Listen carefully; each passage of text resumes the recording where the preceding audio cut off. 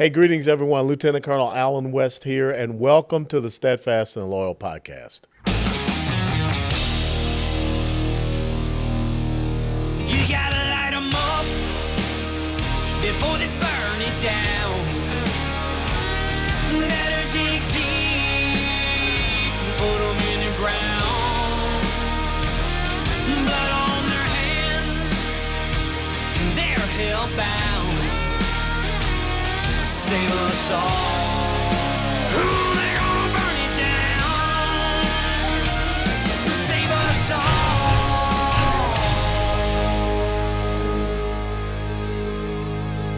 before they burn it down.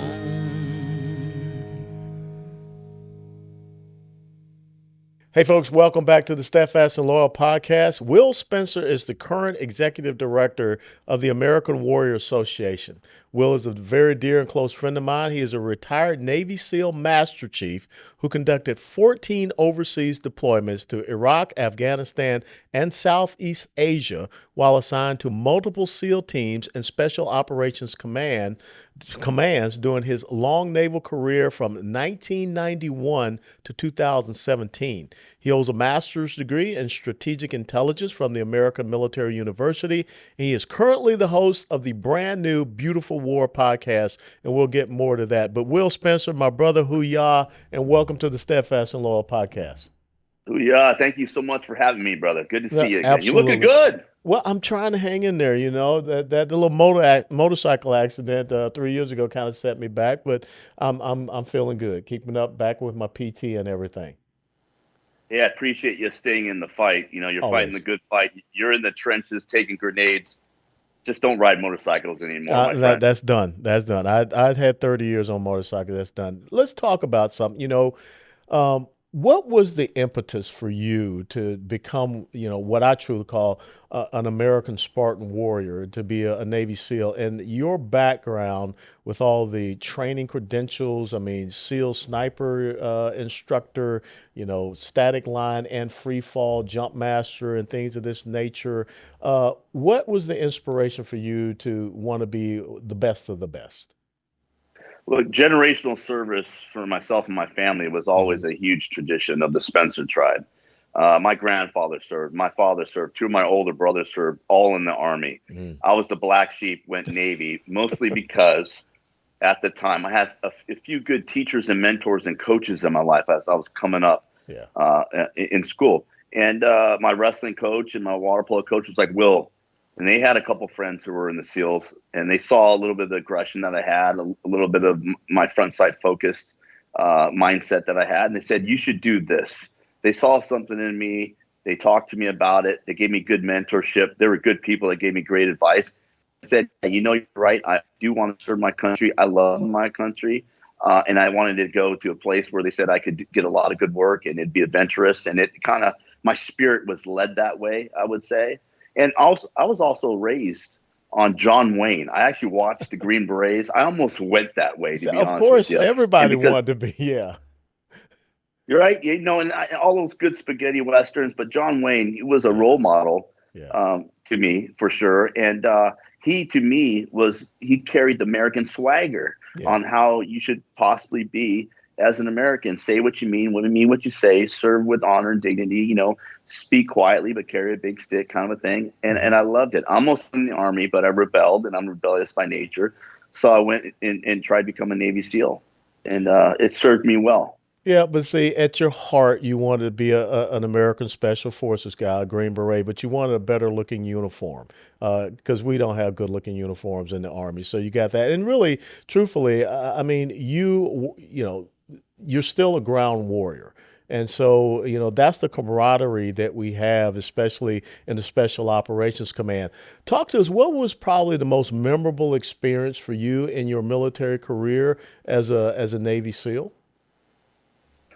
There's so many of them, to be honest with you, in all my deployments and what I've seen overseas with all the great people that I've worked with to my left and right of me. And you're right, what you hit on, the brotherhood. When there's only 2 times in life that you actually feel unconditional love.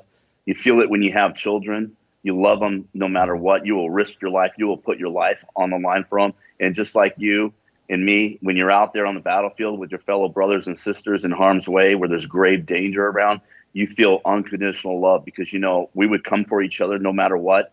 We would run into harm's way to save each other. We would look out for each other. And you just don't get that in real life. So I've had many of those experiences, fortunately, that I actually walked away from. But I got the one thing I'm proud about in my service was that I was able, as a leader, when it was my time to lead, as a platoon chief, as a troop chief, to bring everybody home. Yeah. And, the deal in war and conflict, you could do everything right. You could make all the right calls. You could have decisive action and decision making. You could do everything right. The enemy still has the last vote, and you can lose great and good people even when they're doing everything right. And fortunately, and I always say, God willing, I was able, when I was a leader, to fortunately bring everybody home. And winning the war was the first priority, but bringing everybody home to me was right there, shoulder to shoulder with that. Absolutely. You got to be able to take care of your men in combat situations, and they know the sacrifices that have to be made. But the decisions that you make as a leader, without a doubt, you identify the risks and you do everything you can to mitigate those risks. But there is that realization that someone may not make it out. But kudos to you, because that's one of the things that my dad taught me before I took off to go to Fort Sill for my officer basic course training as an artilleryman. He said, you got to take care of your soldiers. And he was an old World War II guy, and I always remembered that. And so let's transition. I just came back from Washington, D.C., spent 3 days up there, and was really focusing on the National Defense Authorization Act and some of the things we see happening in our military. When you look at the recruiting and the retention numbers that are going down, what are your concerns that you see right now with our military readiness, our capability and capacity? And are some of these things also filtering over, not just from the big Army or big Navy, but down to the special operation forces as well? You hit on a big problem that every American should be concerned about right now in the times that we're in. My oldest son just got out of the military after serving 9 years. Mm-hmm. Generational service is eroding because of the many issues that we're facing today as Americans. Currently, I think the statistic is that only 23% of the younger generation are even able to serve as far as making weight requirements, physical requirements, mental requirements, education requirements. Out of the 23% of the younger generation that's even able or fit the standards to serve, only 8 to 9% of them are even potentially willing to serve. Mm-hmm. And then you break it on down from there. Right now, we have an all-volunteer force, which gives a lot of hardship, pain, and suffering for the majority of American families across the board. If we lose the all-volunteer force and it comes towards conscription/draft military like we had in Vietnam, you're going to see a lot of Americans in the families bear the equal yoke and weight of war and conflict and all the ugliness that brings. But on the flip side to that, on the positive side, you're going to provoke a lot of attention, a lot of critical thinking, a lot of, hey, why are we in this conflict? Why are we engaging into this? Why are we about to go towards World War III with Russia and dealing with the issue in Ukraine? My son or daughter might get pulled into that vortex. Now they're going to be concerned, and it's going to be a very sobering wake-up call for many Americans if we lose our volunteer force. And that's interesting because the volunteer force it hits its 50th anniversary this year. And a lot of people predicted it would fail. But I think because of that generational service that you talked about, same thing in my family, it's been able to be sustained. And we always saw that semblance of honor, integrity, and character. But when you look at the military, today and some of the focuses it has on a lot of this, I'll be very honest, this leftist ideological agenda, instead of really talking about, how do we go out and recruit and train and deploy and fight and win? I mean, who wants to join into a military where we make this incredible strategic, operational, and tactical debacle called Afghanistan? And so we have got to do better at the senior levels of leadership, and as well as the civilian leadership levels that oversees our military. How do you think we can do better as veterans, you and I now, in communicating that and inspiring that next generation? Because, Will, you and I are the real one percenters in this country. And you're right. We've outsourced our national defense to very few families. And now, when those very few families are saying, I don't think I want, my child to be in this type of military, how do we turn this around? Well, it's going to be really difficult to actually turn it around. And the reason why is, folks like you and I who speak truth, who are standing up for the American values and principles that our forefathers started this country on. We're in the trenches taking grenades in uniform and out of uniform. Mm-hmm. Sadly, we have those in leadership today who had never been in the trenches, who would never send their sons and daughters into harm's way. We have poor examples in leadership today at the very top, all the way down, even to their own children. The fruit never falls too far from the tree. How can you ask a good, God-fearing, patriotic family? I have 3 sons myself. How can you ask us to put our sons and daughters into harm's way, serving for people who never and would never go into harm's way to fight for this country? We have folks in leadership positions that are actually what I would call professional cowards, undermining the integrity and the values of our nation, who expect our sons and daughters to wade into the fray, to go fight for them, while they're protecting their sons or their daughters who are doing nefarious activities. I mean, the stark reality, the contrast is almost blinding. And everybody who's logical, reasonable, see it. And they do not want their own children, who they love, be subjected to the disparity and of the wokeness of this narrative that's coming in from social experimentation into our families that we know is wrong, that we know is not right, and is bad for our country. So what you're seeing is the falling off of a warrior class of a nation not willing to put the people they love into harm's way, serving for those people who are actually teaching our country to hate ourselves. It's interesting you say that, because if you go back and you look 50 years ago or so, you had anywhere from 65 up to about maybe 71, 72% of people that served, in Washington, D.C., Capitol Hill, that had been in the military, that had worn a uniform. And once upon a time, you never thought of a person running to be president that had never served in uniform, and especially never served in combat. How do you think, and now, I mean, that number is only 18% in the House and the Senate up there. It's absolutely incredible. Do you think it's time for warriors to start looking at going over and crossing into the field of elected office? Because that's a battlefield as well. And I know that you and I have had some discussions about you even considering that. I call those that, have actually fought for our country true believers and patriots of this nation, because you're willing to actually potentially lay down your life for the love you have for not only for your country, but your fellow countrymen.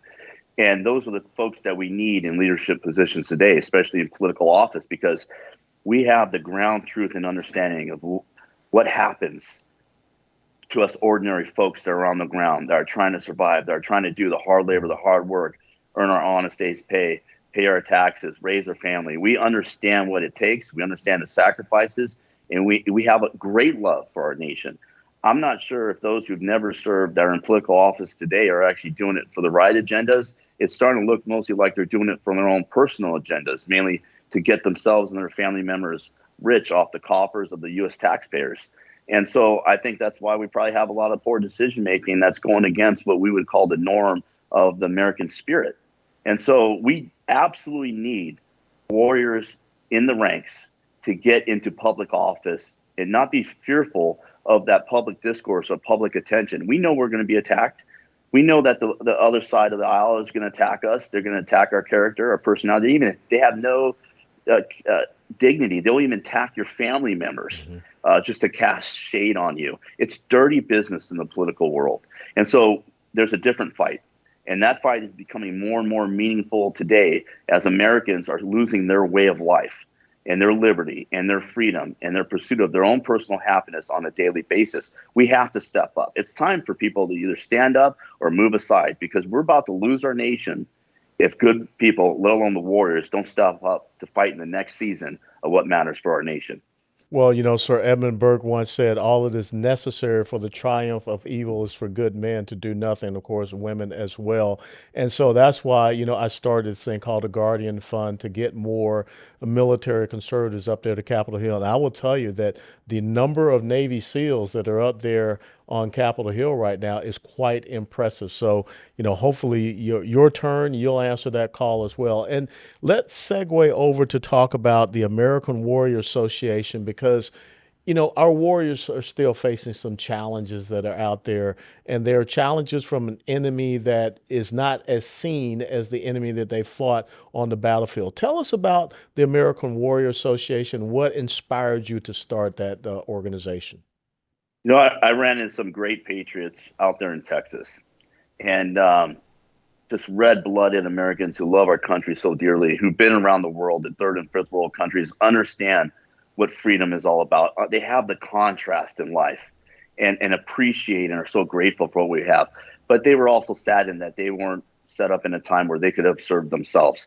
They missed that window of service and uniform themselves. So in a way, they want to give back. They said, hey, Big Will, what can we do to give back? We understand the Veterans Administration is doing a lot of good work. We understand there's a lot of VSOs out there who are doing good work by those that served. What can we do? And what I told them was this. I said, yep, they are. A lot of good folks out there doing a lot of good work, shoulder to shoulder, all links in the chain of goodness for America. But what we could do is put God first and heal the moral injuries of those who serve, not just our military, not just our veterans, but also the first responders who are serving daily in our communities, and also their families who silently bear the sacrifices that they endure alongside them. And they don't get the medals, they don't get the pats on the back, and they don't get the promotions. And so they said, well, how are we going to go about doing that? And what are moral injuries? Moral injuries are those things that occur sometimes in childhood, but definitely in war and conflict, where you see or witness or experience or through action yourself undergo significant trauma and things that honestly humans shouldn't experience. The significant loss of life of those you're out there fighting against, and of those who are your brothers and sisters in harm's way. Those are memories that increase significant potentially PTSD within people that they silently suffer from long after the battlefield has been away. You've been away from the battlefield. And so the way we do it is the way we heal moral injuries is by saying, you know what, you're loved. Your God, your creator loves you. We take them out in the mountains of Colorado where they can experience peace and tranquility in God's creation. We teach God's word, which is very simple. You're loved, you have grace, and you're forgiven. You got to turn the corner and move on. And that's really simple. Love, grace, and forgiveness. Your God loves you. You did your duty. You did your duty. You did the hard work. We love you for it. Your God loves you. Let's help you move on. And that's all we're doing, is trying to heal those moral injuries of those who have served. I know a police officer who got called to a little boy's birthday party. At the little boy's birthday party, the little boy choked on his own balloon on his own birthday party. The officer tried with all his heart and soul to save that kid. He couldn't save the child. Literally to this day, years later, every time he goes to a party, if there's balloons, he walks around, pops the balloon, puts the balloon, the rubber in his pocket so that not another child would ever choke on one, especially at their own birthday party. That's a significant moral injury. Yeah. We never remember as men and women, as Americans, the 100 great things we've done good. We never remember that. But we'll always recall the one thing we wish we would have got right. We wish we could have saved the day. We wish we could have did this differently. He wished he could have saved that child's life. It's not his fault, and he needs to hear that. He's loved, he has grace, and he has forgiveness. Your God wants that for you. He wants that for everybody who has served. And so that's what we do at the American War Association. And I think it's so important because, a faith-based solution, because the VA and a lot of these other, governmental agencies, they have a secular solution. They just give you a bag of pills or whatever and say, go out and, medicate yourself to the detriment many times of that veteran. But I think that it is about healing that heart And the only thing that can heal a heart is the love of our Lord and Savior Jesus Christ and the grace that God has given to us through him. And if we could have more of that, which is what you're doing with the American Warrior Association, and I know that Chad Robichaux, who is a former Marine Force reconnaissance guy, he's doing that with Mighty Oaks. We need to support those type of organizations. Now, are you going to have another big gala down here in the Fort Worth area again this year? We're going to have another Hoedown for Heroes out there in Fort Worth, Texas on September 16th of this year. If you haven't gotten the invite, I'm going to surely send one out to you. I look forward to that without a doubt. And I look forward to coming out there and seeing you in San Diego. I'll be at a conference that talks about fatherlessness. And I think that you and I can attest that is so critical to have that positive role model in the home when you're raising those young men. Let me close by asking you, the Beautiful War podcast, you just started that. What, compelled you to start your own podcast, and how did you come up with the title, The Beautiful War? Because I'm sure there are people out there saying, there's nothing beautiful about war. War sucks, da, da, da, da, da. So where did you get that title, The Beautiful War? Yeah, the whole process came about. Actually, my oldest son, who got out of the military after serving 9 years, is one that talked me into it. I'm a quiet professional. I don't really like the stage or the limelight, but we're at a time, just like you said, where warriors have to step up and start speaking the truth, because we're losing everything that we actually fought for, that my friends have sacrificed and died for right in front of us right now. It's incrementally happening. We're being very tolerant with it, but they've gone overboard, crossed a lot of red lines, especially when they've gone after our women and children. Yeah. And I think when you get after people's women and children, their families, all good men have to step up, and we have to defend what's right. So you're right, though. There is no beautiful war. War is ugly. It's painful. It's hurtful. The only war in life that's beautiful is the one you actually win. And so when I talk about the beautiful war as an oxymoron, I'm talking about your personal struggle first. First, you have to win the wars in your life.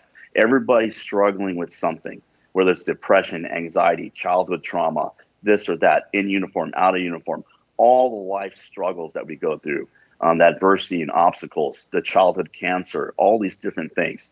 We want to talk about those personal struggles, trials, and tribulations that people are going through and how they overcame it, or what obstacles are facing to get through it.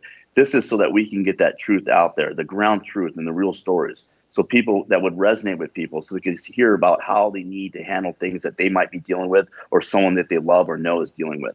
And then from there, we want to go towards the other bigger missions in the conflicts and wars that we all fight for each other. For instance, like as Americans right now, what's going on with equal justice for all? Instead of this two-tier justice system, why aren't we having equal justice for all? Why can't we have equal opportunity for all? Why do we have a lot of treasonous things go on in our country? Why are we in Ukraine? Why should we be protecting Ukraine that's not a part of NATO, that really was an ally? And you and I can attest to this, even with looking at where we're standing on the precipice of a potential World War III, while we're losing our all-volunteer military, which is so significant, which means everybody's son and daughter might get pulled into a draft to fight the next war. Mm-hmm. You and I never saw Ukrainian shoulder to shoulder with us fighting 20 years of the war on terror, did we? Nope. So why are we over there sending over $100 billion? Why are we going to put boots in the ground? Why did we just send cluster munitions? We are $34 trillion in debt in our own country. For that much money, we could have already put one armed security guard or two police officers at every school in the nation to protect our children. Or we could have used that $100 billion to stop the 70,000 American citizens from dying of fentanyl overdose every year. But instead, we're sending it over to Ukraine to push us towards World War III. So we're talking about fighting the conflicts and battles that really matter to Americans and that to the world. And that's the beautiful war we're all engaged in. The beautiful war starts with each and every one of us. And I think that is so important. And you must be a victor and not a victim. And I think it says in the Bible that we're all more than conquerors. Master Chief, retired United States Navy SEAL Will Spencer, where can people follow you? Where can people follow the Beautiful War podcast, learn more about the American Warrior Association, and remind them again, all of us here in Texas, about your gala, the Hoedown for Heroes? Yeah, so you can find the Beautiful War podcast on every social media platform. Go to YouTube, go to Rumble, go to Spotify, go to Instagram. Go to all those things, even TikTok. You could TikTok the Beautiful War. Our whole thing is about getting that truth out there to edify, build wisdom within the ranks of the Americans. And so you can go there. We also have a website, www.thebeautifulwar.com, podcast.com. And then for the American Warrior Association, do the same thing. Go to www.americanwarriorassociation.com or awa-usa.com. And you can go in there. If you're a veteran, if you're in the military, if you're a first responder or a family member, please sign up for any one of our programs. We have the best God-fearing American patriots who pay for the programs for those that serve our nation.